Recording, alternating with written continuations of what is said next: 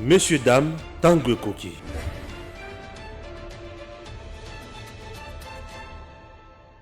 Voilà, merci mesdames et messieurs. Vous allez belé, Bolingara Basile Sombodibele, Molobeli Amboka, Kalaga Yangumba Kisasa. Bakisala ngai kombo ya moyenge beni parce que nazali juste. Pour na lo baka juste. Podium du peuple lelo bande ko to solo là. To solo le belé. Et belé parce que rien ne marche. Et aussi mbaté. Ba grande sociale koto ba médecin ba lobi o bango be bazo kende en grève. Bazo débrayer na bango. Kuna bakumbi taxi pe batombo ki balobi o bako tambusa sous taxi te bazo kana te trop d'acharnement, trop de tracasseries, koto ba uchana ko déranger bango, koto ba taxi belé ba roulage et ça passe to solo nango na kati émission lelo na kati podium du peuple OM sa télévision et puis ba partenaire na biso Edem officiel télévision Edem télévision officielle. C'est-à-dire, on les a dit, chaîne à YouTube, et l'autre est participer à Bango parce que tout travail toujours en relais. Mesdames et messieurs, tu reçois la chef. Même il y a eu 43 millions, il y a tout de contrôle.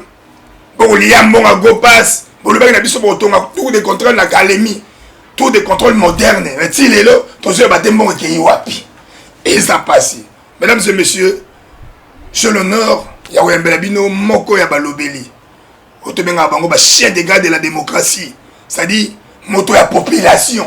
Mwana mboka maître Loulou di Lumutu Mbote. Mbote ndeko Basile et puis Mbote pa ya ba audit en fait pa ya ba internaute nyonso ba oto ba chanson na télévision. Ba wala na niveau net pe na pesi ba Mbote. Et aussi merci aussi et pa ya partenaire na bino Edem officiel TV officiel il y a Yambibiso na studio nae donc na PC merci maître rien ne va na mono komi belé ozo komi belé en fait en grosso modo ni ne osimbate Isen l'union sacrée de la nation PPRD IDPS ni ne osimbate maître ils osimbate pourquoi parce que le parti oyo ezali parti phare il y a pouvoir ezali IDPS ezali parti socialiste. Alors, la partie socialiste, il y a une doctrine na bango boyebi ezali ko s'occuper de la socialisation, il y a na kati ya mboka économie et puis vie sociale, où il y a ko senga ki batu nyonso batala intérêt à batu parce qu'en ce moment là socialisation, ezali contre na individualisation, na privat na libéralisme, où il y a ko senga ki batu bazala très libéral, basala makambango balingi et puis finalement après mutu na mutu azala mingi concentré na ba production na yemoko, ko na yemoko. Or, na kati ya socialisme, il y a côté la mingi intérêt à batu nyonso na kati ya société et pour éviter inégalité. Mais malheureusement, on sentir que l'inégalité s'installer à partir du moment où clivage est là qui kala. Pour que les batu musu baza ba riche, baza ba pauvre et continue. Et puis autant une grande sociale, les lots au monde batu azoli la trop. Alors moi, nous voudrons tout simplement rappeler IDPS parce que c'est l'IDPS Union. Donc en tant que parti, c'est lui qui est le parti phare. Yéni noma fala la mukana ba doctrine. Les lots sont les lots mboke simbité, mandat président simbité. Parce que trop impactant on a nani. Union sacrée, trop impactant on a IDPS comme parti au pouvoir, tout le bas ils congloméré à batomoro boy basangana qui me simbité. Au regard de l'article 69, nous sommes d'abord responsables makasi zali chef de l'État yimoko. Or chef de l'État au regard aussi article 96, le chef de l'État a opposé ba acte nous comme acteur politique. Même que jouer ba rôle nous dans la parti politique. C'est ainsi que le toujours que tolingaki tout le monde esprit à kobangaka monopartisme ou soit parti d'État. Donc de la impère. De la impère. Tolingaki tout le to longola kobanga wana. Parce que na kobanga wana yango isalaki que constitution na biso ya 2006 alukaki koyebisa chef de l'État azala na rôle à jouer dans kati ya ba parti politique. Or, ne pas avoir un rôle à jouer dans kati ya parti politique ne exclut pas aux en contact na parti politique na yo. Pour la parti politique, mais il suffit que le parti politique n'ait pas à mesure, il y a qu'à jouer programme na bino. Parce que moi j'ai toujours dit que le parti politique est sali autobengi conception à programme. Tant que sali conception à programme, to poni yo, mon amboka Basile, to lobi que yonde kende candidat na biso à parti politique. Pour défendre le programme na biso. Tu es là pour défendre notre parti politique. Au cause de la dans déphasage, tu es na parti politique na yo. mais kobanga wana esalaki ke constitution na biso atiaki article 96 koyebisa chef de l'état ke akoki kojouer rôle na parti politique te. Cela ne voulait pas non plus dire na baparti politique na biso faut totikala béton te, mais faut totikala sadi non béton te, faut totikala bouche bée, botika chef de l'état azala ko naviguer presque en vie ya ko bimaka na la logique à partir na bino. Donc bisika mususu yali bino nde bokubundela siko chef de l'état comme autobengi arrière base à chef de l'état. Mais c'est ce que nous ne manquons pas au niveau il y a IDPS tout ce monde en côté. Na opé cet exemple à Mouké pour comprendre où on a zali ko basikoyo. Alors quand on vous dit que le chef de l'état tant le chef d'état j'allais dire tant le chef d'état est bisoké décision ya ko livrer Vital Kamerhe et outaki na kati ya conseil des ministres et mutayaki na projet wana ko livrer. Mais le président a dit ça, je pense qu'il y a un chef exécutif. Oui, et wana peut-être soit bosser a problème mais moi ce qui m'intéresse c'est quoi? Message au yatinda qui. C'est un problème maître, c'est un problème non? Ça dit, il y a un problème tout ça là. Parce que le président de la République, il est un chef. Le problème il y a pas facette de belé. Yo hôtel on a facette, on a hôtel on a facette mususu. Yo place hôtel il on a torté. Et oui, je comprends que vous avez analyste. Hôtel on peut na facette, mais hôtel on a facette mususu. J'étais étonné à Koyokango, Koyokake projet wana ya ko livrer nani mwana boka Kamerhe na justice et utaki na conseil des ministres mutayaki na monani mutayaki na ngoba biki eza premier ministre premier ministre muta FCC ngana telinga bi est-ce que le chef d'état comprenait que période on va déstabiliser ba tiaye en contradiction à partenaire na yi on se comprend voilà ça c'est le premier problème donc les lobby mind sort à trahison hein justement maintenant c'est un mon chef d'état comme ko aza ce qu'on a courage à ko yebisa biso ke yanganité.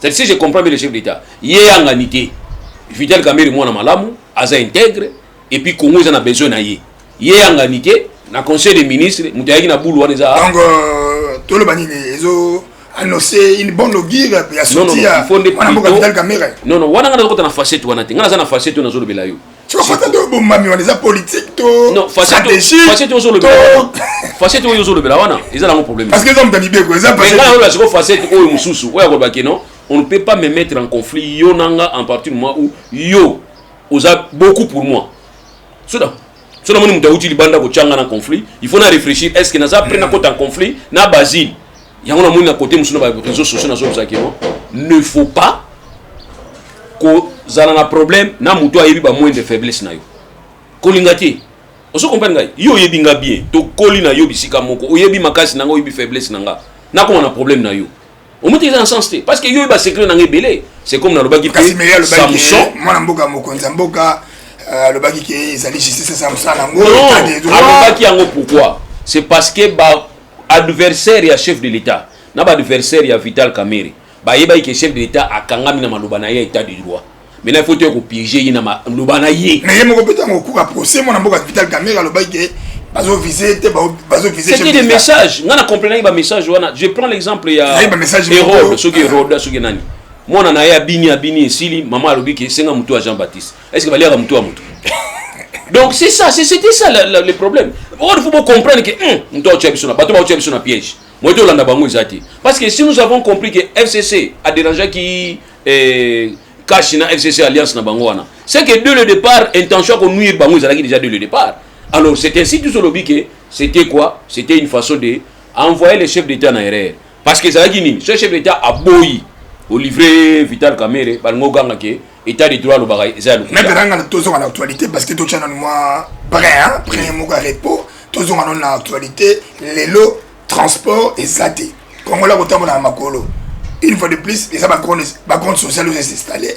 Ezanini bande ko biso ya ministère du transport il y a provincial ngako se besoin accuser de beaucoup de taxes ba mamobele bango pe ba taximen ba lobby plein de tracasseries hein ba police de benga ba ujana ba roulage à tout moment oza na dossier bien et ça a problème mais tout le monde dit est bouleversé mécanisme économie même na marché na ba marché na biso moi ba ça ba déplacement et ça va perdre gagner hein ba maka gagner oui et on a juste tout à l'heure que tout ça la stratège parce que mutu muso otindo ke no munana idingwe yopo ki parce que yé par exemple moi ma casse na exemple poto ki tana se ba comprendre Basile ke no munana idingwe ngana ka sima na yo siko yopo zo kindi libuso ngana zo landaka na sima tant to mona vie idingwe ngana kimi yo tikali yo moko donc ça dit no ba osala batunde yango wana le to loba yango qu'est-ce que République démocratique du Congo a gagné soy ba roulage ba okanga bato boy sa biso na wetel ba contravention est-ce que c'est bimisa déjà 1 million na nimoko jamais et bimisa déjà et bimisa na bimisa ba poche alors qu'est-ce que tozana ngone intérêt to tika ba roulage na ba sala kana ngo musala na ba bureau de wana makambo wana et ont rapporté biso rien à part ba problème aujourd'hui je fais les pieds na otambola makolo po ani na ngena za solidarité na bato bazo souffrir ngabe na otambola makolo omulinga na zo na makolo mali donc pour na tout simplement que bato nyonso na nzela ba otonga nani ba otonga chef de l'état est-ce que chef de l'état za roulage chef de l'état yebike non na minute est-ce que ça roulage est-ce que ça la gouverneur jamais est-ce que ça muta ministre et provincial Félix voilà mais ce que chef de l'état lui azo bossa nezani azo bossa na que au regard article 69 yende patron si ko bato ya IDPS na to en tout cas le na otanga mini bato ya IDPS bato ya IDPS bango nde siko fo ba aider siko chef de l'état na bisika mais bango ba basa na pouvoir ba bien opposition non parce que pour bango opposition c'est un état d'esprit à tout moment ce qu'il faut revendiquer mon frère na éviter mutu moko aza na paradis aza na enfer na éviter ce qui est possible ou bien babike ou bien ozana a ou bien ozana b donc baza côté nini baza côté à soutenir chef de l'état parce que chef de l'état a un bilan à présenter. Or le bilan de chef de l'état c'est sommation à tout ce qui se passe dans la province nyonso dans la district nyonso dans la territoire nyonso dans la commune nyonso yende faut veiller les chefs d'état a magicien té ana bato asala na bango dans le cadre de service et puis asa pe na base politique na e o bazali ko landela so amoni danger ba bi awa monsieur bon oui c'est vérité monsieur yo na moni zo bunza pouvoir na biso bon oui c'est mutu vérité mais awa na bangelo moko je crains que bato ya fanatisme na nzoto ya IDPS na autant esprit doctrinal et ça na bango bazis le bango ko lo ba ke ba chauffeur boza na raison té baza et on me l'a dit mais bah comme ko attaquer monseigneur Ambongo cardinal mais la édition bango baza ndengwana baza capable ko ba ke no ba chauffeur ni bo sali grève boza na raison té pona nini boza contre régime wana ba tabe ba médecin bazo ko ta ko ba ke ba médecin boza na raison té po bozo déstabiliser régime na biso ba otinda bino na ba fayulu baza pe prêt ko lo ba ni atu pe baza ko lo ba ndengwana or ne bino botela mabe bisiki zo uta neti ngaso na zagi bino na otela mabe bisiki zo uta na tout la bino tout à l'heure est-ce que période où ba situation exceptionnelle ya li to ba état d'urgence ba ni ba couvre-feu ba état de siège ya période où tika ba roulage ba kanga ba twampa beaucoup décréter peut-être courtoisie routière bon que à chaque fois toujours décréter nini courtoisie routière na caisse d'état ko tarder IGF que nous ça la contrôle dans la caisse wana o ba boka contravention ya ba contravention ba roulage bon izati yo mona na mtiki na parti 100 000 mais basali papier wana yo zo parti msusu parce que la parquet pe ba so ba mbongo ya ba man ba nini ke na wat wana pe ke na caisse c'est que ba auditer pe parquet est-ce que ngana so pime ba place ba kende nga on a singa ba kende même na présidence quand on protéger ba non na lobby ngana ko pe ba so mbongo ba $300 ba $400 parquet ba nini IGF akota même na présidence donc nazo tinda yé Tolobaki akota mais ayokaki biso akoti déjà siko na volonté ya chef de l'état omoninga place nazali parce que so tobaki yo za muta ya IDPS ça on tient na muta IDPS o za muta cash na za muta page cash te na za mutu on a prêté kasi yango na za mutu on a protéger ba institution nazo protéger Félix Tshisekedi Antoine pona nini aza institution. Donc, hier, on a protégé pas comme individu, donc comme un acteur politique, mais on a protégé comme institution. Si on a moni comme moi, ma besoin ça ma pembe na ye, to ye asali to ba dunso azo sala, na o ye di sa ye. Na bi sa ye ki mona mai awa erreur. Parce que erreur o kabila sala ki to bali ko sala yango. Bi ko lo bibe bien mona mai parce que mais on a asa chez loko nga. Ha una moni on dirait hein mais président de la République. Tu vois la maman la ba RTNC, ko ne loko yati. Bo ki sango.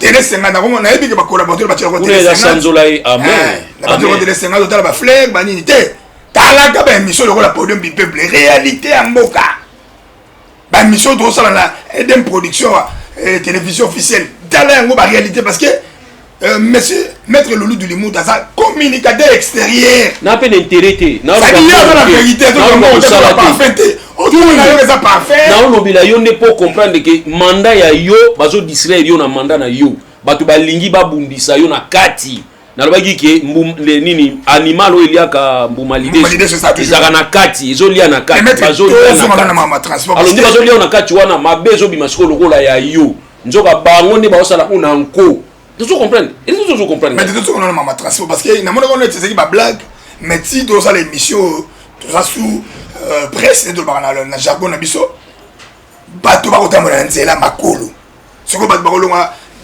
c'est-à-dire bato basoka ba kwena bango to nini parce que lelo bato bamoko longwa auta kimbatseka kene gambela moto auti kimbatseke azokende kobuka akoluka bilo na faire bois moto faut que na aéroport donc tout cela na mona ko neti ki ba blague no des transports et bouchaka secteur nous même ya économie mais c'est grave mais c'est-à-dire les problèmes les alliances moniques les secteurs va servir comme cas poani le prix à transport il sera toujours fixé en commun accord entre l'autorité na ba syndicaliste et ba transporteur poani et ça secteur où boujaka il bien un effet d'entraînement dans ba secteur donc ce transport de matières il plutôt facteur et créer moins bascule dans la base ça va levier voilà alors il y a un moni ça sous surveillance et la surveillance nango boyo ka rapé bango ta bazo pesa ba revendication j'insiste nous avons un partenariat nous avons un cadre de concertation ngai makambo ke lelo situation ba 207 ba taxi ba osala te nango ya lobby na erni na 14h siko yipsa ba service c'est une force vive hein ba service nyonso obu nos arabo futa ka ba mbongo o ba tuna ba sac na ba nini na ba nini ba victoire ba service nyonso yipsa bino rapporter or on peut anticiper gouverner c'est prévoir donc tant moyoki ndengo na mbala communiquer to bengi ba chauffeur peut changer par rapport à la revendication boza nango déjà to yoki bozo projeter boza la situation moko lobby mais boya na nto solo na même si to retrouver solution dans les cadres on a beaucoup trouver solution boyo ka bango bolobi ni or ba chauffeur o ba déjà bandaka to ba no beta ma klaxon à 12h to tuni bango poani ko ba konji ba yoka ke biso wa moyen te mon frère banda ba ndiko beta klaxon parce que no rezo comme ça na maître nazo comprendre o le ka place mo yoki nzela kingabwa o kutana ba policier na minduki ujana nenga na tamolo kana sous certains sièges jamais même na Brazzaville kana ngambo au monde jamais roulage on a la service de régulation routière asa na munduki nazo comprendre ba minduki parmi ba service oyo kwesa ikabila batu ba ina kabila police za nakati na banga te na ba camarade so les sous okei na okei ko zona na arrêt kikole auto zo kikole pour que ne maloko mais na lobby na ba chauffeur ba bi moto te mais ate ba ujana ba se minduki ya on a lobby la police na ba ami ba frère ba petit frère ba grand frère ba master on tape avocat na kuta rapé ba ba client belé de kuta na rapé kuna to solo laka mais ça va en vérité que si ça dépendait que de moi ba service mingi fona boma vous comprenez ngai police tika la kana ba intervention police comme ko ta même na musala oyo administration fait ça na tuni opposition to yeko sala contrôle économique ba taxe na tuni ma et ça musana binote Obiso batu ya police économique. Mais oui, vous êtes une police économique dans le cadre de la corps de la police pour dans le secteur nyonso. Voilà. Les police à frontière. Dès la monagi na kata morgue ya Kakokolo. Na kuti mbila pena otobenga mbila communément na ba langage familier na biso assez munduki absanga pour corbier les kawane faut droit na bango 1000 francs. Bi droit nini 1000 francs. Na kata morgue. Alors dans nyonso wana ezali ko yebisa bino nini. Eza babiloko oyo to monaki pa Kabila, oyo déstabiliser ki régime à Kabila. Biloko to mona qui est pas et puis curieusement kaka na comportement wana na ba individu wana ba ina régime aleo avec même comportement ça n'a pas sous assemblée ba comme symbiose moko ondimate biso donc to ba kino ndenge nini muto azali mandataire public à l'état oyo l'état a pesi pouvoir a no représenter na kati ya établissement public songolo okoma kotonga l'état wana to kotonga gouvernement wana na miso batu nyonso PCS là na bien normalité ou bien soit au démissionner soit monique politique na bango yo se pesa yote yo démissionner est-ce que PCA ko démissionner té o démissionner obi que non bino nde boyina makamna bina fachi béton ngala lingi na ngango té na longo nanga mais il va passer à la télévision à la radio à tout ticket na ibisa yo tout ça ils a problème alors bato ande wana ba ko linga té bino bo réussir na régime donc de koka jam ils vont continuer à vous mettre des bateaux alors ya to ba ki boy même ba service à police wana boy carte bango makambo mususu bolongo na bango pembeni lelo police ba makasi policier moko azokanga 74 kiti na bar moko akuti yango 74 ye moko ça on avait 14 rebelles ye moko akangi 74 makasi akokanga ngo pe amenya ngo petit na poste otuni ye ngamo na kanga ki yango 74 mais policier po ayebi ke so kangi 74 kiti bato bakozo wa kiti na bango chweke ba o libérer et comme no shida alors et comme commerce affaire business mais tant ba yebisa bango ke c'est pas fondage tant ba yebisa ki bango ke boko kanga muto ya respecter couvre-feu té boko singe 1 franc congolais té mais so boko kangi na 22 heures boko laisse un accord de garde ala la wana na 5h30 5h osani o libérer sans condition yo sanga basilo tamona ina chassa parce que ba kanga suba to le kana kanga kwa ibi ke intérêt na kati zaki chef de l'état ba ibi so ndengini yo zaki nwati to comprendre so chef de l'état mo ka utaki mboka ye azo makamba kimi té oza kinois parce que Kinshasa oyo soko maîtriser c'est un miroir hein province nyonso okotambusa ngo kitoko mais soko soko maîtriser kini te ba province pour kokata pour bato mboka babenga biso kuna ndenge nini ah chef de l'état soko sali erreur mais en tout cas ozala mwana été ozala mbala ma rigueur ya makasi donc okomona ke bango bakozwa ekoba obanga mais pas na biso abizate ezate le comportement désagréable et puis regrettable ya ba policier mususu c'est regrettable voilà lelo yo tobi ke comment il s'appelle encore Numbi hein John Numbi il répond de quoi il y a ba comportement ba policier mususu oyo azaki na bango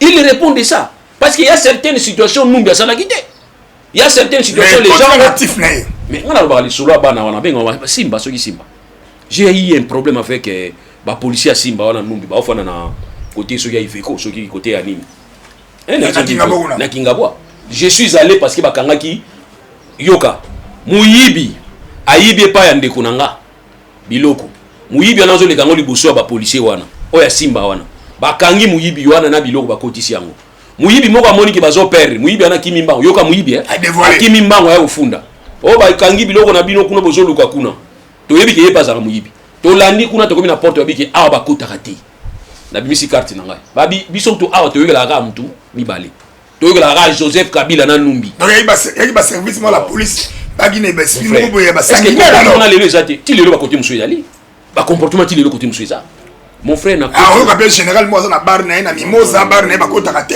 kuna ba bina kala ba donc ebi to sala ka nini to chaque bazaka ti lelo mais tant to solo baka boy bino bozo yoka to bozo yoka kate mabena bango bozo ba beton botina matoi c'est ça le vrai problème merci mesdames et messieurs yoka liso na coopérer na moko ayibisinga boya ko bimisa fasti ko za avocat biso to linga ka bango ata mukete tout ça hors la loi na financier ye asunga babo isanga swahili nga biswahilité mina sema ka batuni nani cousin nga hôtel ngai akotinga tina bureau major na bango abani ko lela major na bango ke cousin nga afanda ka boye bakiba bango biloko major na bani ko bondela e poto zwa biloko na biso obike biso beto futa ya amende poto zwa biloko mais les comportements pareils ou toujours dénoncer tango Kabila tout monde ngo lilo vous ne sanctionnez personne vous sanctionnez batouté et bango bazo sala ngo babika ki et ça est le côté.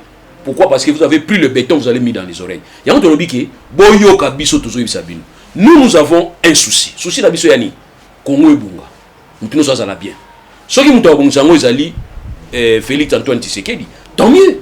Ce muto bonsango ezali tant mieux. Mais il suffit que tous en volonté de manière à ce que la volonté manifeste. Sika oyo Kabila tiki biso. Toboaka mabe, tozo malamu, to récupérer. Comme ça et permettre biso bisika pe oyo ndeko na biso Félix aotika biso toboaka te to récupérer nation ezalaka ndingwana. Merci maître Tozo relancer sous. Mesdames et messieurs, vous êtes nombreux, vous êtes des belés nabi ki bozo benganga bozo komanga ba message. Mwana mboka Basile Sobodi Bele oyambi ndeko lulu, hein, maître donc oyo biso pe asbel mutu azama to pesa ki trophée à défenseur des droits communs. Tu remettre un mercredi, tu as des télévision pour couvrir l'événement, vous avez un cabinet, Maître Loulou, Doulimuntu. Donc, merci Maître quand même pour une actualité. Mes condoléances d'abord, vous êtes catholique?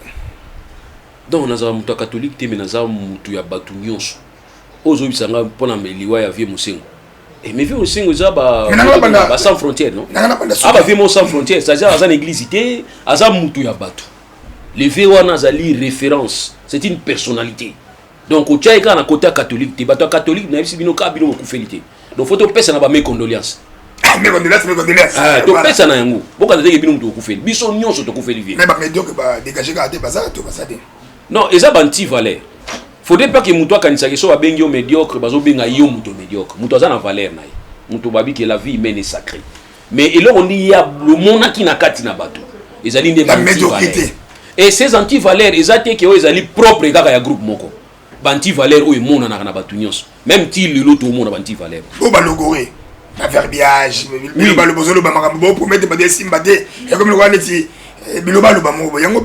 été et surtout que les bateaux ont attaqué les valeurs. Baondi ba obenga bango ki baza ba biloba lo bananga bango diarrhée verbale. Donc ça dit azor balika mazo comprendre ngo. Mais pendant que cardinal Misa Logoré, pas de contre la dictionnaire verbiage. Donc ça dit pendant qu'on va tout simplement que il y a certains comportements où tu décrire qui lobby toujours mon ngo lelo. To créer échelle de valeur. Comme ça yonanga tous en a solution opposé acte. Basi n'habite yo mo komela ngabe mo komela nga période mususu. So na kotina gombe. Muna omela masa, na omela mai. Na obanga kubwaka bouteille wana ya plastique. Na obanga kubwaka. Ata na papier mouchoir. Ata na papier mouchoir. Na obanga kubwaka papier mouchoir. Côté positif ya matata ponyo tondeni. Non, côté positif te mais. Parce que gombelelo comme sanitaire. Et ça ndé tozo créer maintenant échelle de valeur.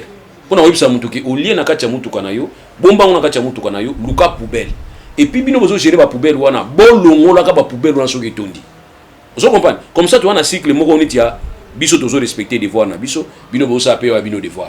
Comme ça ils allaient payer devoir na yo, ils a droit nanga ils a devoir na yo. Moi je suis peut-être place de kokoma ngwana. Ya on a dit que tout le cas tout possible tout changer de ba comportement. Lelo ndeko lulu moi na mboka beli personnel avion analysé, avion médicalisé, tout le bande lelo Jamaïca ça va conseiller biso na ba hôpitaux 18 ans lelo tout le monde a mutu nyonso mettre tete ka bo personnel moi malaise a kia fait ici tout le monde a ndeko so lutumba moi malaise yona mbangu na nini finalement les Congolais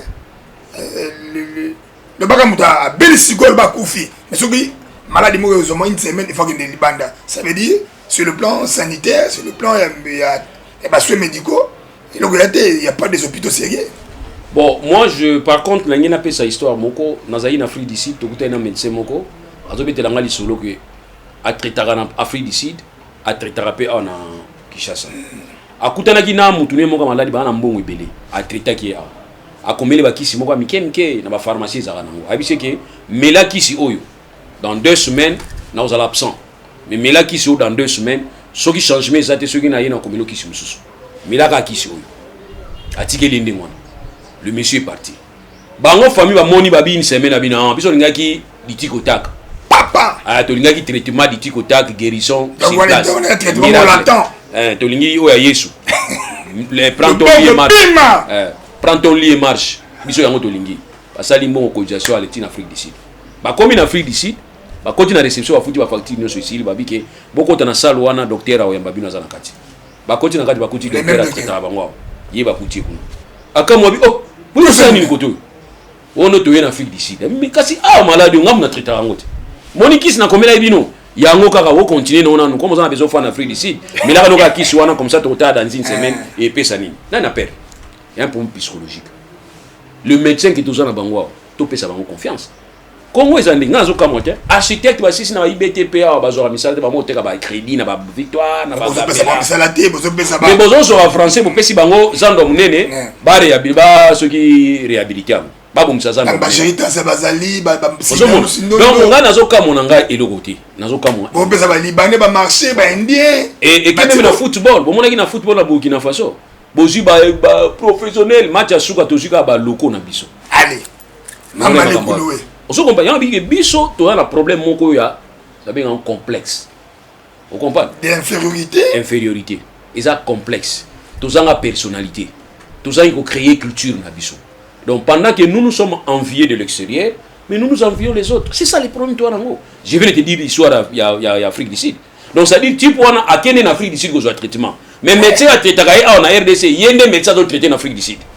Alors il s'engage au Rwanda. Donc il y a un qui est un problème na biso complexe na biso.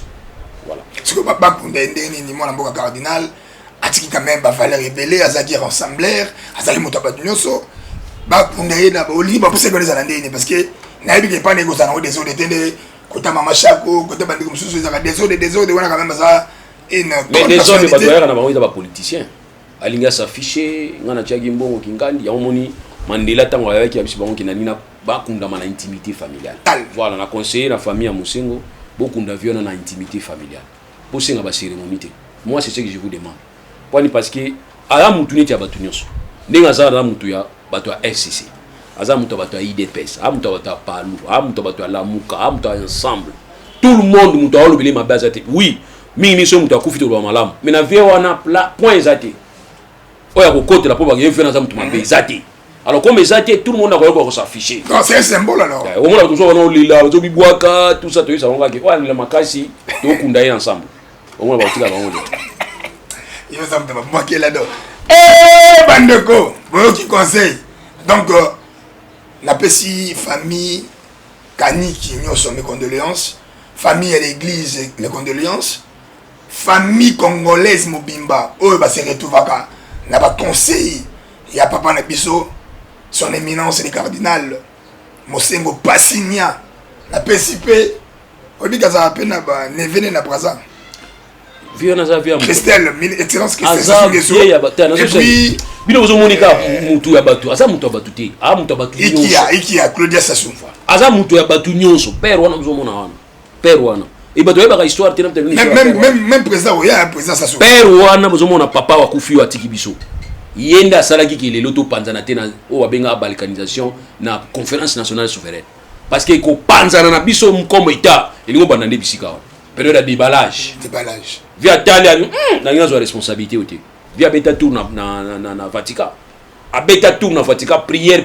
bakuta na papa à Roma ba solo la tango via zonga tali ba mobo ya bino na bino na zo bato abani ko orienter bango siko moni conférence ici là bato ba lobi conférence ici là mabe te ici là de bien parce que conférence on so une aussi là biso to linga ke ici là biso ba étudiant pour période biso ba étudiant maman na problème déballage mo ke to oluka bato bandako parce que imagine ça bino ke to ebindako mutamoma lumumba yeyo to période to oluka so mutamoma ti le to oluka mutamoma lumumba to moyete via on a si conférence wana comme un homme de Dieu tu as pardon moi mboka lulu tous les mutu to zoki émission soki pratiquement na suka émission congolité enfin moi mboka tingi pololo ayambi yango te ba sous-traiter ndeko be ba sous-traiter Daniel Savalo bagi ndeko ne Congo Daniel Savalo bagi ndeko liali mutwana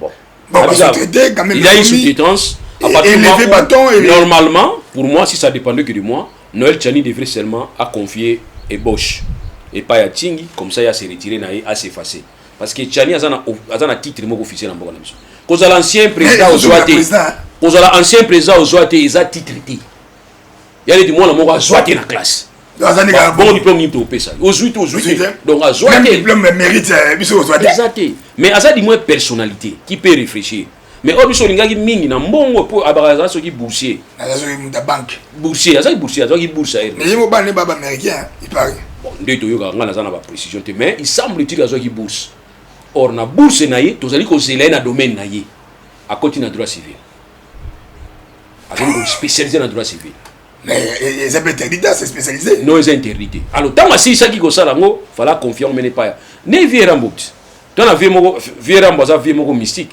obi ke Kofi gwepa Kofi atwana gwepa vie wana babi ke so pesi nzembo na yo nzembe ko bima nango mais oyo bateki nzembo za yo mutalaba ngo nani wase quoi tem mutalaba ngo aba wase comme o 20 nani 20 mois 20 Pascal Poba alobi okuda nzembo no moko na 4e nzembo mais c'est comme ça toujours senga na loi Tchani tolingi to longola ngo sentiment to longola loi Tchani qui fanatisme tala loi mumi ba yeti kana mo na isme toujours nabi tout temps na isme eza doctrine voilà donc ça le maladie mo boy kasi fanatisme eza maladie ba fanakuiti donc sentiment na kuiti asangisi yango omo te ba kongo mzoza les loi congolité mona mboka alors nazo la loi ona non to longola ngo sentiment nyonso ya ko détruire batu mosusu to longola ngo sentiment moko ya ko kanisa ki tozo gagner baninga to longola ngo sentiment ya utiliser yango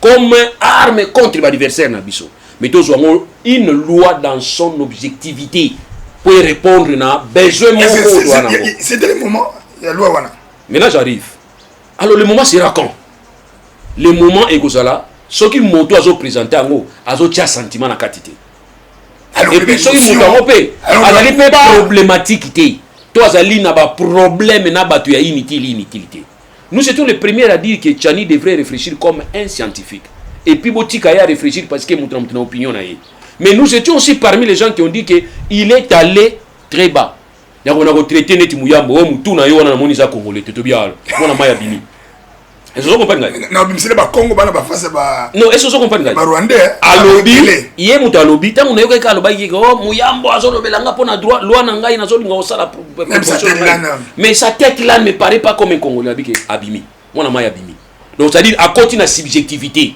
mais or accepter que abject loi na yo obimisi yango batu ya mayele pe ba contredire yango na kati ya science tozana ba école ya na yo yali école na ngai yali courant ezali so te même na bana université ba professeur muso baza kuna na université ba saka ba débat moko mona ke oyo ndenge na on bazali na université donc muto aza na science ayebi ke ezaka nango alors maintenant par rapport à loi wana qu'est-ce qui est important de savoir Mobutu na loi na ye oya constitution na ye ya Zaïre alobaki boye condition pour na président ya mouvement populaire de la révolution et président de la République, il faut aux ala Congolais nés de père et de mère.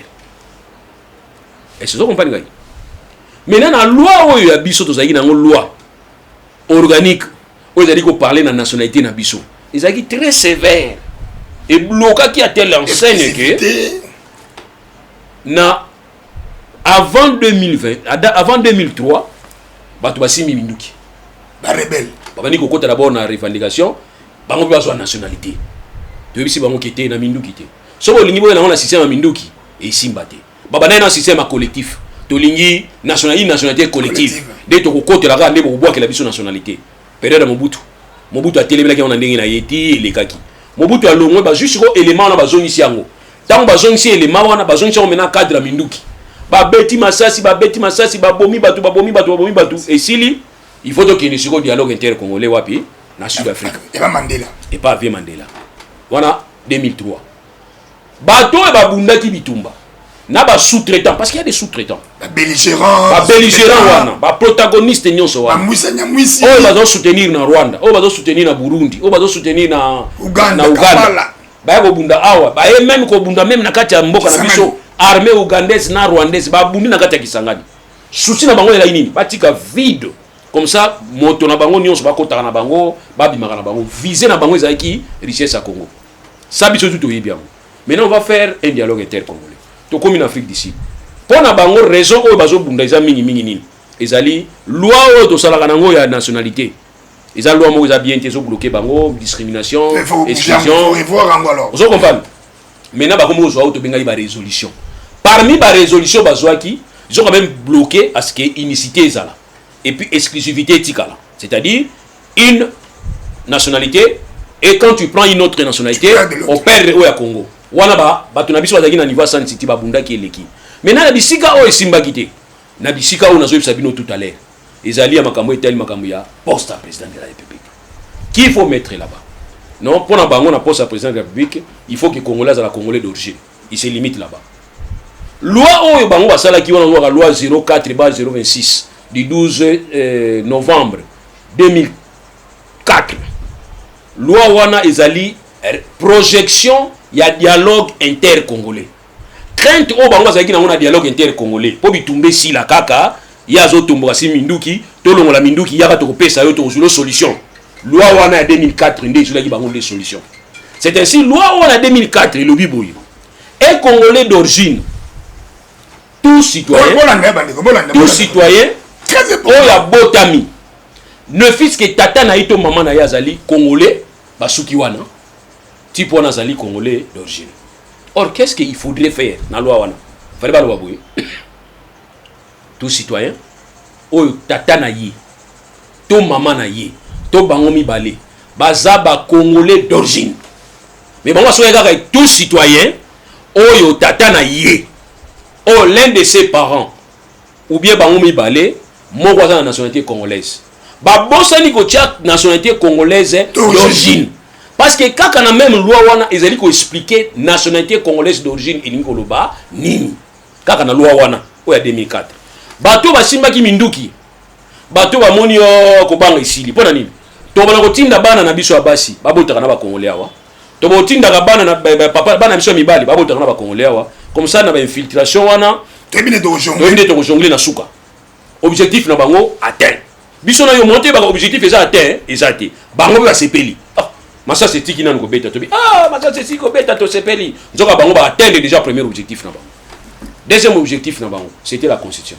Vous allez remarquer que loi on a zotangi la bino eza 2004 constitution na biso eza 2000 combien 2006 na kati ya constitution na biso article 10 et ko bakisa susuna et c'est pour ça banani ba protagoniste na biso ba belligérant nga benga ngo constitution belligérance et ça lini et lobi que oyo nyonso ba belligérant ba parents na ye bazalaki na kati ya RDC depuis ozolandanga ethnie oyo ezali reconnu na kati ya RDC fondaki na kati ya RDC na ba personne na kati ya ethnie wana aza congolais d'origine wana tozalaki na avance ababi nini avant à l'indépendance indépendance tozalaki en zone le 30 juin 1960 siko na tuni question te mais nazomi tuna question na 59 bao bazalaki awa nyonso bazali banani na ba Ugandais na ba oyo nyonso bazalaki parce que le problème est nini na oyo ezali ethnie kofi ba komba ba kofi wana ba ethnie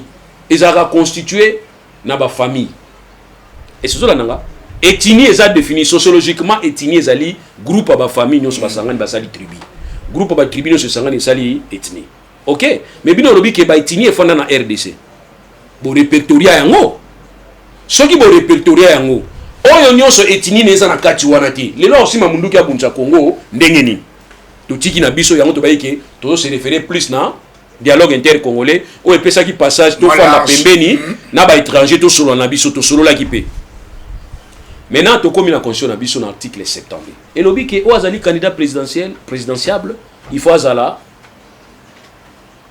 congolais d'origine mais Mobutu azalaki trop clair kolobaki faut azala congolais de père et de mère il azali a bloqué on appelle a bloqué des côtés kuna biso lobi ka faut azala congolais d'origine or loi o tozo lobela wana loi o tozo lobela toto atiko ya 06/04/026 il y a le 12 novembre 2004 loi on est lobi et définir congolais d'origine comme mutu oyo même tata na yoka kaza congolais yo posa na congolais d'origine so botamaki ya donc ça babenga ngo le droit acquis na droit acquis wana article 220 si je m'abuse 220 et le biboui toute révision il y a constitution ou ça pour obliger ou effet il y a qu'on réduire ba droit na ba liberté à batou et ça interdit donc oyo à mon avis qui a comme congolais en 2006 parce que ba reconnaître comme tel les loto yé ko lamka to bi que to changer à sous congolais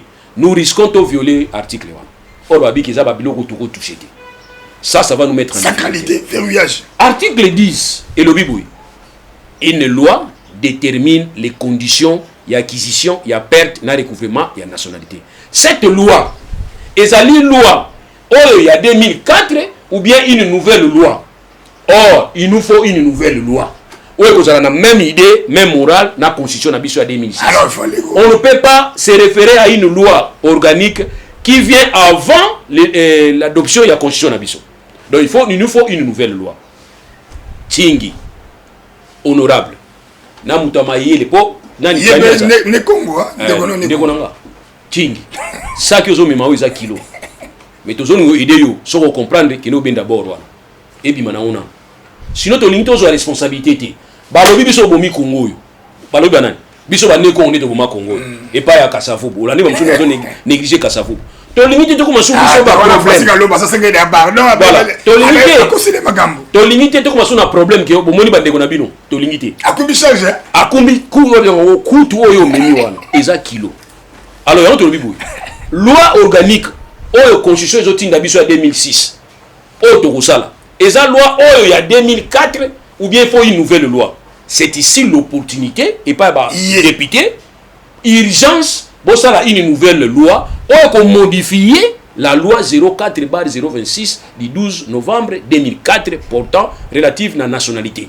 Ce qui besoin loi on a pour modifier ngo bon modifier ngo ko landaka constitution ndenge constitution sengeli ou bien tingi benga ba masa musu baza 251 bosa la groupe voilà balobi basali soki 50 251 bosa la groupe wana merci mais makamese bele bosa la groupe wana pour permettre bino bo modifier kaka constitution na biso mais ba monongo ba na biso ba ndiko na biso ya Moïse ba monongo mabe ba pour viser Moïse Katumbi donc une fois de plus ba bengi président roi mais il faut à l'aise na auto loba tout à l'heure auto bengi ba droit acquis Moïse Katumbi c'est un ancien gouverneur à RDC Kabila yebayi ke Moïse Katumbi aza gréco-italien zambien mais vous permettez qu'il y ait un FCC beaucoup misaye gouverneur il y a une riche province na biso batu ya lelo régime à lelo na boya otanga bakombo bino batu ya régime à lelo boyambi na présidence parti na ye yende ko azali azali ko occupé na ministère des affaires étrangères. Donc le faux débat. Est-ce que vous comprenez? Parti ya pa o to mona gréco-italien gréco-italiano-zambien. Bino ozomona yi. Katangou. Oyambi la présidence, bo pesier poste parce que le vena biso lutundu la za membre ya ensemble. Et puis premier ministre a pas ça mutu akourana. Ozolanda. Donc ça veut dire moto tomoni gréco-italiano-zambien, Gréco-romain, gréco-italiano-zambien. Toyebaki yango. Bon gréco-italiano-zambien. Donc grec aza grec italien. Gouverneur andeni. Kasi yango to tuni bato akala. Siko bino bato asika to tuna bino. Comment bozo yamba un gréco-italiano-zambien bo PCP na parti asa la parti bo PCP parti na ye azwa ministère intérieur na ministère à transport na il paraîtrait to ka na premier ministre. Ouais, premier ministre tango va démissionnaga. Tango gouvernement longwa ba Moïse ba longwa ye ba longwa ça ministre sport à l'époque. Alors yango on a eu sabino tout simplement que to luka ko créer ba problème léloti. Donc si on a conscience ko pesa bato à régime lélo bo créer ba problème parce que bo yebisa ngate ke bino te bo tinda ba. Mais to so banga te to koma na parce que l'église catholique a boyango c'est quoi boyango au bout au banga te to koma lelo na espérer na Burkina Faso ça ba guerre na la Côte d'Ivoire plutôt. Non, maintenant ce que tu as pas ba député, qu'est-ce que vous devrez faire? Bozo a loi wana. Bosa la système au Kofi asala. Bo balula. Bo balula yango bo pesa. Kasi basala ki on na seni non. Loi avec Christophe Atika et kuna yango te bien. Seni. So tani proposition loi avec Christophe, na o ba adopter o. Zone mo Mais apparemment alors si tu sais pas ba député, bosa la sagesse, bino de la responsabilité ko loi na bo balula yango. Qu'est-ce qui est important? Nous devons d'abord commencer par voir dans la mesure du possible comment faire en sorte que la loi n'a pas de temps. Mon frère, si tu as exposé des motifs à la loi OYO 04/026, il y a le 12 novembre 2004 portant nationalité congolaise, exposer les motifs dans le pays Kanda. Baolbaki, tu vas s'engager dans San City, bazo séparate na mibeko mboka Congo. Bino boke ko sangana na Afrique d'ici, pour séparate na mibeko Congo, oza état. Et puis bah il y a mabé qui to côté pianga. Mais de domination émission. Na évité les lots wana de donner qu'on a mis charge nango. Est-ce que les lots au monde que classe politique ont divisé ba to ko to est-ce que le tout monde a premier ministre a démissionné ba ministre a démissionné pour ils ont touché directement chanson tout ça na ngote ato ki ba kangi kamere o ba koseli de pesi makamba koseli chef d'état makambo ki zalaki ye jamais ko mona ba ministre wana ba uti na côté union ba moni non, Nation Congo. INC va démissionner. Ils vont commencer à justifier, couper sa justification. Donc, crainte pèse à ligue à table, le balobi qui tolong la biso, tolong a union sacrée. Bino ne boko longa union sacrée, mais ba ministre va faire na bango. Ouais, oh, je sers la République. Pas ça non, je sers la République. Alors, tina ko longa na mona nga ngote, mais qu'est-ce qui est important? C'est comme je dis ailleurs. Ceux qui bozo bunsa divers partenaires na bino. Peut-être bozo mi bunsa bino mo sans le savoir. Il est important que l'union sacrée va créer cadre de la concertation. Permanent aussi. Tous les dossiers, ils sont permanents. Tous les dossiers qui fâchent, ils sont traités.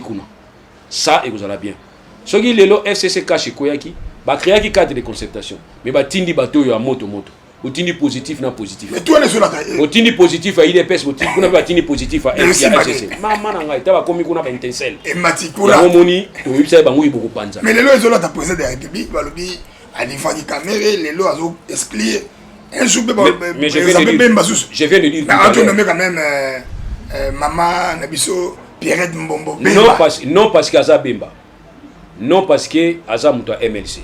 C'est parce que Maman Mbombo, Tibiso, tout ça. Non, mais Aza Tinga, les lois bandi peut-être Moussala, on a 20 ans, les lois Moussala na sala déjà.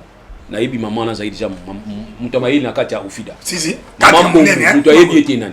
Moi je suis pour Bazouabana Yandako. Une femme de valeur, hein? Naza pour Bazouabana Yandako. Baoui Basala Kala. Na pesa idi solo je me suis pas amasa na ngai. Na ke on a tra na otala on a tra on a tra comment ça été. Vraiment za pembe wana ya mukolo. A pensionné. Abandi kolela. Na tuni vyo misama ya miso boambie te mwana. Na tali tango miso bandaki musala. Kitoko elengi. Ko via ne on a PCA. Ah, na on a souci hein. Vous comprenez? Donc ya ndenge moko neti yoza kana so équipe ne polio zo lela. Ba vie wana. Donc ba tu faut pesa misala ba via ndenge. Mais bino bozo a mutunoko lokola via tundu liyo. La société. Allez boza la courage de ngala ma société. Viens aibi ko simba tester. Aibi te ke o phase honnête, viens aibi makamona courage. Aibi mbongo. Mais viens na bazwa ki parce que azali. Aibi 200 millions. Azamu to FCC, ba tie na compte FCC mtechi. Viens na tone vie makila. Viens na tone vie makila. vie makila boya ba chance hervé kaka bino ba ministre bino ga ba PC ya cours botanga ki à l'université biso ça la quitté. Non, pas de chance. Mettre quand même rapidement dans ces émissions, lever immunité à ma tête à pognon, bio à lever, qu'on a la provinciale, on Godin pour y lever à Jacques et à Mike Boukeba, sinon il est pas dans ma tête à pognon. Ngana lingaki, et ça procédera là. Na lingaki tokota na les 16, les 17, les 18 septembre. Tant ba parlement et vous ont tokota na skoto solo. Parce que ça c'est ouvrir la porte à instabilité. OK? Tous appréciés au Kanga Matata pour le nani. Tous appréciés au priorité. Tous appréciés au long de l'immunité. Vous ne pouvez pas bien avoir acharnement. Il y en a tous appréciés au long de l'immunité à Mokebay. Pourquoi? Tu es qui en septembre, calamité. Tu en as juillet non? Juillet, août, c'est donc pratiquement un mois et demi tikali. Tu zonga, surtout zongi. Plénière est fan parce que l'organe suprême est allé plénière. Plénière de zonga est traité. Mais si vous avez banga plénière, mais tant que vous avez plénière, vous continuez à banga plénière pour respecter ngo.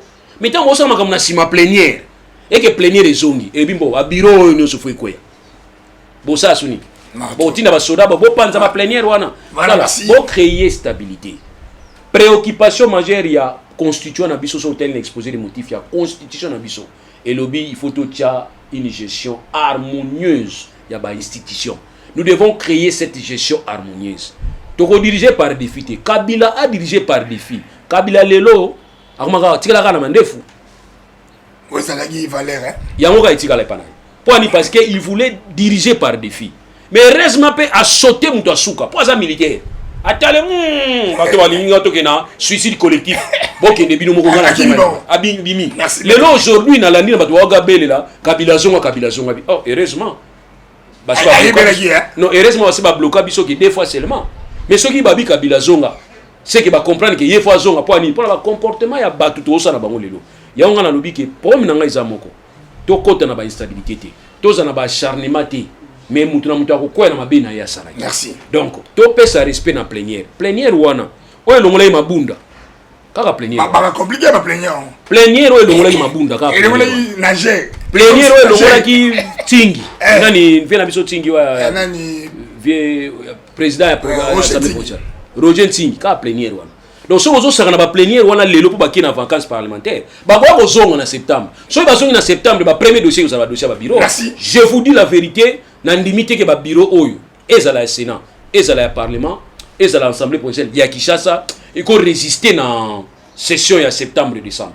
Na limité. Voilà, merci. Nous avons senti déjà instabilité moi s'installer. Pour ni bino mo installer ngo. Voilà, les lois souci ni boza nango. Merci maître. Bon la matata pour ni bo continuer na cacho. So bo continuer matata na cacho ba train de vie na biso bungi.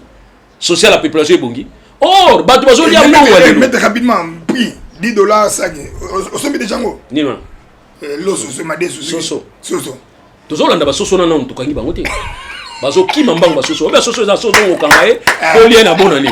Fomi kangile na butu bango sa yere ba kangi na butu te tozolanda ba soso wana ba soso mboka tozolanda bango po yango te koteka $10. Voilà, c'est so ngoli soso $10 qui na Daipen hein nous sommes à Daipen. Voilà, c'est passé notre d'harmonie et puis il y a moins de tobacco hystériquement comique que nous disons merci à tout le monde bon on sur partout hein on sur internet on sur na Eden TV officiel on sur na Wemsa télévision donc merci Nabino hein bon les belé bana mboka bana ndingai Mujanaï hein Richard Delarive Mujanaï Alberto Mubiaï Robert Kanza à Paris boy belé bolandanga donc merci beaucoup et que vive la RDC tout ça mana tout lingana merci maître Merci.